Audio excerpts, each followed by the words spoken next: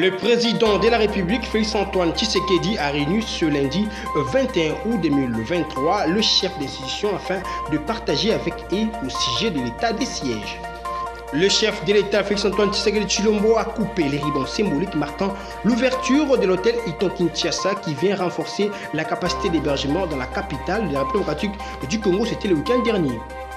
Le ministre de l'enseignement primaire, secondaire et technique, le professeur Tony Mwakazali, a reçu dans son cabinet de travail ce lundi sa collègue de ministre délégué en charge des personnes vivant avec handicap. Merci de nous choisir pour s'informer à la télévision de l'éducation. Bienvenue dans cette nouvelle session d'information dans l'actualité. Le président de la République, Félix-Antoine Tshisekedi Tshilombo, a réuni ce lundi le chef d'institution afin de partager avec eux au sujet de l'état des sièges. Suivez les comptes rendus par le chef du gouvernement, Jean-Michel Samalukonde Kingé. Voilà.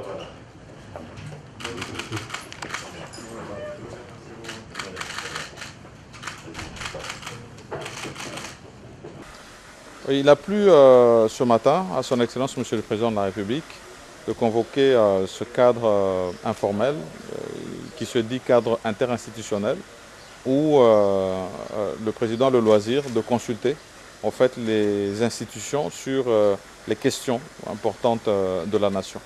Aujourd'hui, il s'est agi principalement des questions sécuritaires parce que ça reste la priorité des priorités au niveau du pays. Ce sont des questions qui lui sont chères. Et une évaluation un peu des processus dans lesquels nous sommes engagés, tant celui du processus de paix de Nairobi que les engagements que nous avons avec la vérification de Luanda, mais tout ceci bien sûr avec les interactions avec les différentes communautés dans lesquelles nous sommes, notamment l'EAC, la SADC, mais finalement l'Union africaine elle-même. Et cette question, comme vous le savez, est intimement liée à la question de l'état de siège, qui a d'ailleurs été discutée récemment en termes d'évaluation par cette table ronde qui avait été ouverte par lui le lundi 14 août, qui s'est achevé le 16.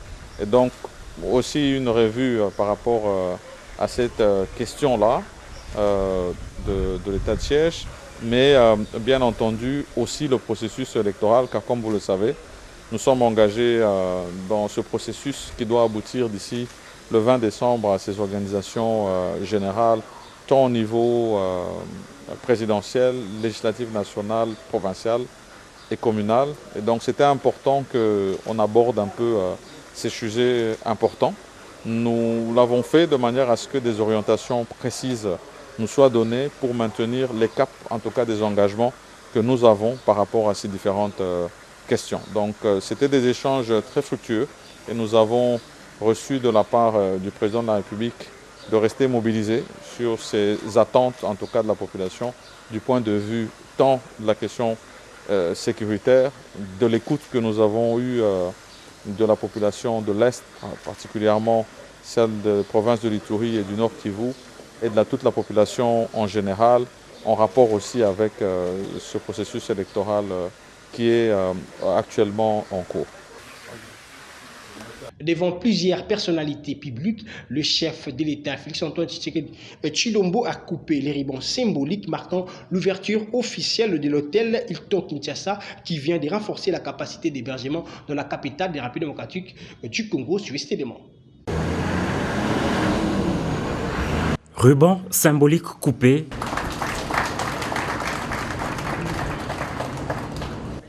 Et plaques d'immatriculation dévoilées.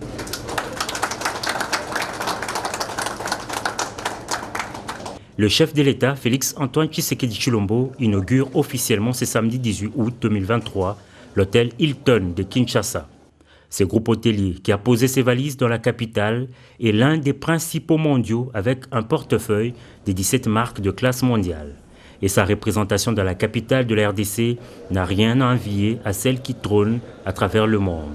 178 chambres magnifiquement aménagées, 11 salles de réunion modernes, 2 restaurants ainsi que 3 bars. Cet hôtel, 5 étoiles de renommée internationale qui surplombe le fleuve Congo, est situé dans le quartier d'affaires et de commerce de Kinshasa, précisément sur l'avenue Wagenya, dans la commune de Gombe. La visite de ces joyaux par le chef de l'État dans ses différents compartiments, accompagné de nombreux officiels, a permis de se faire une idée très précise de ce cadre féerique et touristique. Il faut être fier d'avoir un tel joyau dans Kinshasa, ville de près de 15 millions d'âmes, a indiqué le directeur général de l'hôtel dans son mot peu avant. D'après les gestionnaires, 350 emplois directs et 500 indirects ont été créés grâce à cette unité touristique. Et pour le ministre du Tourisme, l'événement du jour est un signe manifeste de la stratégie du gouvernement en ce qui concerne le partenariat public-privé. Didier Mazenga, qui a saisi l'occasion pour dérouler le programme des activités de son ministère, s'est prononcé en faveur de l'extension du groupe hôtelier Hilton sur l'ensemble du territoire national. Le groupe Hôtel Hilton et Resort, il faut le préciser, compte plus de 5600 hôtels à travers le monde, avec 913 000 chambres dans 113 pays et territoires, dont 43 hôtels sur le continent africain. Au cours d'une parade organisée à Kinshasa, le commandant de la garde républicaine, le général Ephraim Kabikiriza, a congratulé les unités de la garde présidentielle pour la sécurisation des sites qui ont accueilli le 9e G de la francophonie. Ginel Peso pour les détails.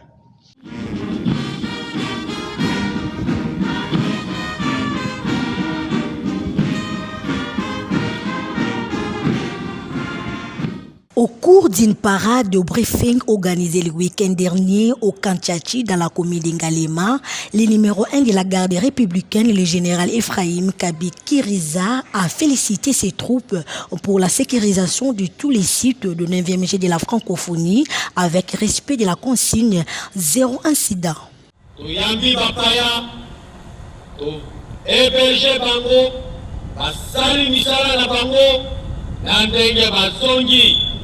Nakopanda tout d'abord, pour féliciter Bino, pour féliciter le commandant Bino, pour féliciter garde républicaine, Oyo à Saraki Moussala, pour panda les bandeli, Tina Souka, sans que connaître,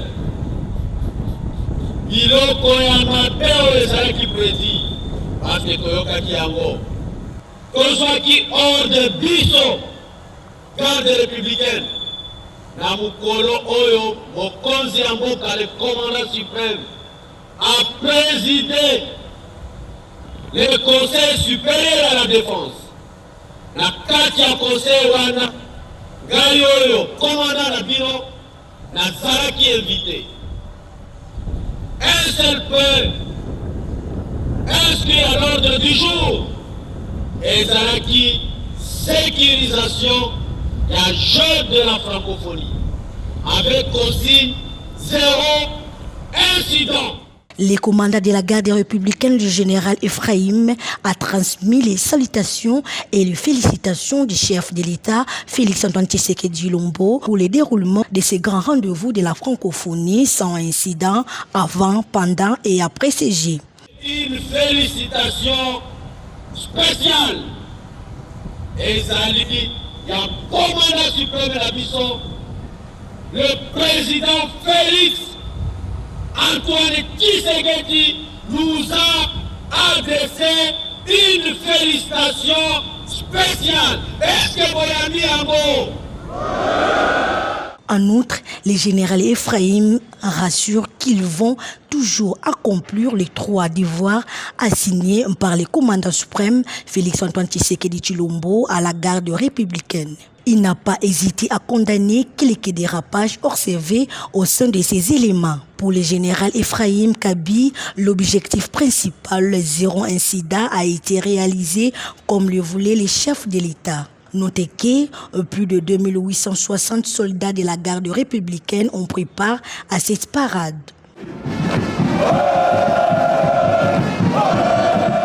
Comme annoncé au sommaire, le ministre de l'enseignement primaire, secondaire et technique, le professeur Tony Mwabakazadi, a reçu dans son cabinet de travail ce lundi sa collègue ministre déléguée en charge des personnes vivant avec handicap. Pour cette fin, je vous laisse suivre le compte rendu de leur échange dans cet extrait choisi pour vous par Ginel Peso. Oui, nous venons de parler de la question de l'éducation inclusive. Vous savez que la RDC prône l'éducation inclusive dans le cadre de la loi cadre de l'enseignement national, mais depuis lors, on n'a pas encore de mesures d'application pour rendre l'accès facile aux enfants vivant avec handicap et aux autres enfants qui ont des problèmes particuliers en rapport avec leur accès à l'éducation.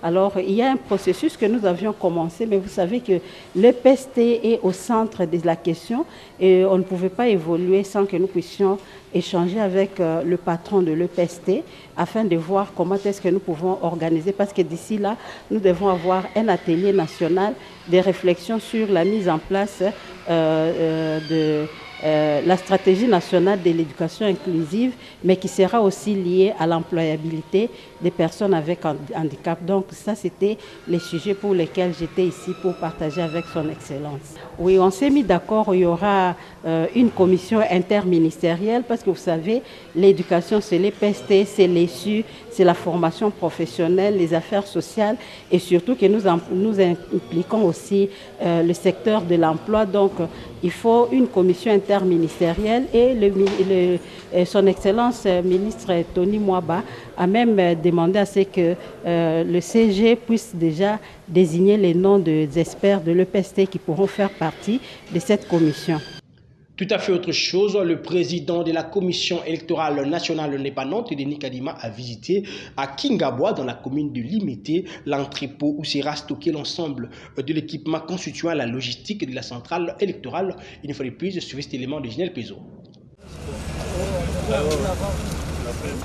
Le numéro 1 de la CENI, Denis Kadima Kazadi, était accompagné du questeur AGH Matebo, du questeur adjoint Sylvie, chargé de la logistique, s'est réjoui de l'avancement et de la qualité des travaux effectués selon les standards internationaux pour accueillir tout type de matériel électoral destiné à l'ensemble du pays. Oui, c'est des sentiments de satisfaction parce qu'effectivement, il y a près d'une année, il n'y avait rien ici en termes d'entrepôt selon notre standard. Alors quand on revient après quelques mois, on se rend compte qu'il y a eu beaucoup de progrès. Donc cette visite d'inspection est satisfaisante pour nous. Nous avons sillonné toute la concession et il y a un grand travail qui se fait selon les standards internationaux. Et ça c'est important, vous savez, c'est ici que nous allons entreposer l'essentiel de nos équipements, non seulement pour Kinshasa, mais aussi pour distribuer ailleurs. Alors il fallait qu'on soit sûr que sur le plan des infrastructures, nous les avons. Et évidemment, il faut toujours penser aussi à la sécurité et en termes de protection de ce que nous avons, la réaction face, par exemple, à des incendies et des choses comme ça. Je pense que le travail est de grande qualité et comme je l'ai dit, selon les standards internationaux. D'une capacité de stockage de 5000 m3 partie, construite avec des bâtiments déjà sortis des terres, avec un système de sécurité anti-incendie. Et cette acquisition de la CENI, la première du genre depuis sa création, dispose selon les directeurs de la logistique assez l'espace d'environ 25 000 m2 pour la matérialisation du projet. Encore sur le plan de la salle de formation, de bureaux, un espace pour conférences, un garage, des logements pour les personnels de l'institution à mission à Kinshasa, ainsi qu'une imprimerie. La structure Héritage Investissement a organisé un atelier sur le Festival de l'emploi et des compétences à l'Université protestante du Congo. Suleiman Kalunga pour le détail. Le Festival de l'emploi et des compétences organisé à l'Université protestante du Congo a connu plusieurs thématiques dans l'objectif de préparer les étudiants au marché de l'emploi et en marge du Salon de l'emploi qui sera organisé à Kinshasa du 1er au 3 septembre par Héritage Investissement après 3 jours de formation sur les difficultés rencontrées au marché de l'emploi par des jeunes. Les cours d'anglais, mon premier client, c'était Nicolas Anelka, il était au PSG, il partait à Arsenal. Mon deuxième client, c'était Étienne Boujot, c'était le PDG de TF1. Et puis on continue. À l'âge de 26 ans, je prends en fait la direction d'un centre d'appel à l'île Maurice. Wambolenga Prince, président des étudiants de l'UPC et vice-président de la REC, donne le détail. Ce festival a pour corollaire un moment d'échange et d'apprentissage auprès des professionnels. J'en appelle à tous les participants de faire bon usage de toutes les matières apprises et des informations reçues et d'être des continuateurs de la sensibilisation auprès de nous, chercheurs d'emploi et demandeurs d'emploi. De son côté, le vice-président Michel Chimanga a invité les étudiants qui tardent encore de venir. Tout est bien, qui finit bien.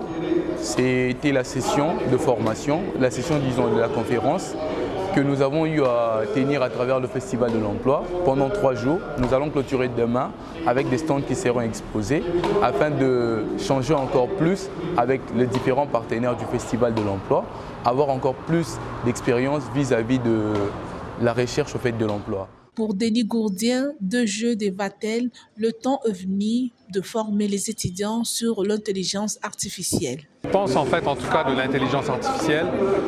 Certainement, il y a des personnes qui ont peur de cela, parce que pourquoi ça va réfléchir à notre place. Mais on doit passer par tout développement, parce qu'on est déjà passé en fait par des écrans tactiles. Maintenant, de se dire que quelque chose va réfléchir à notre place, c'est pas de se dire qu'on va se remplacer, mais maintenant de se dire que nos jeunes doivent commencer à entrer dans une configuration qu'aujourd'hui, on doit aller vers le développement. Ici de noter que le Festival de l'Emploi a débuté le 16 août pour se clôturer le 19 août 2023. En Ituri, les jeunes sportifs ont amassé les rues de Bunia le week-end dernier pour saluer l'engagement du gouverneur militaire, le lieutenant-général Luboya Kashama Johnny, dans la sécurisation et le développement de cette province. Ce sont un élément commenté par Nomi Katako.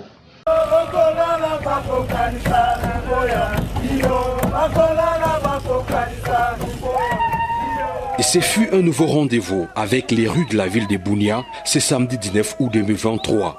En sa qualité du premier citoyen de l'Ituri, le lieutenant-général Luboya Kashama Johnny s'est heurté de manière spontanée contre une foule juvénile ayant ébranlé les grandes artères de cette ville en phase de stabilisation.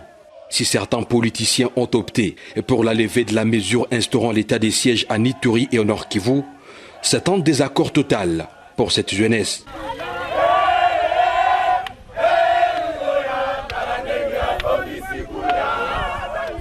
Ces filles et hommes conscients du travail jamais égalé abattu ici à Ituri par le lieutenant-général Luboya Kashama Johnny ont préféré scander des chants de gloire en faveur de l'exécutif provincial.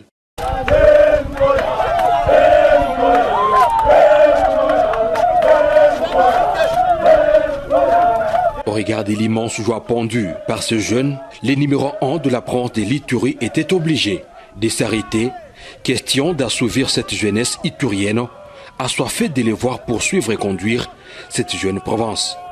Ces exercices physiques hebdomadaires permettent au numéro 1 de la province de l'Ituri d'entrer en contact direct avec les Ituriens disséminés dans les différents quartiers de la ville de Bunia. La structure dénommée Ey de Bakumwana OB en sigle a offert le week-end dernier à l'une des membres de la structure une terrasse avec un fonds pour lui permettre de se prendre en charge. Tom Nzakimuna pour le détail. Dans le but d'accompagner la vision du chef de l'État, celle de faire des jeunes Congolais des millionnaires, la structure dénommée Ey de Bakumwana OB a offert une terrasse à l'une des membres de sa structure qui habite dans la commune de Kasavubu.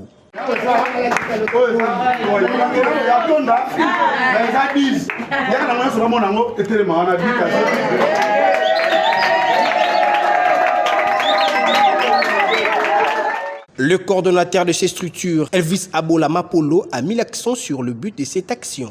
Mais la grande Équateur, c'est un homme qui est connu. Il n'a pas de politique, il est même à casse. C'est vraiment des proches du chef de l'État. Toujours. L'initiative a créé une dynamique politique qui va porter ton nom. Tout ça, pour propager comme on a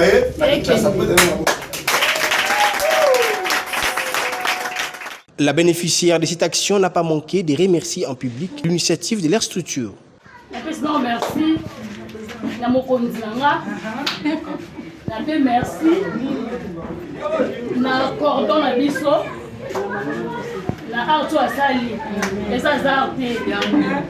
Esa zarte le pesa na mama nganda.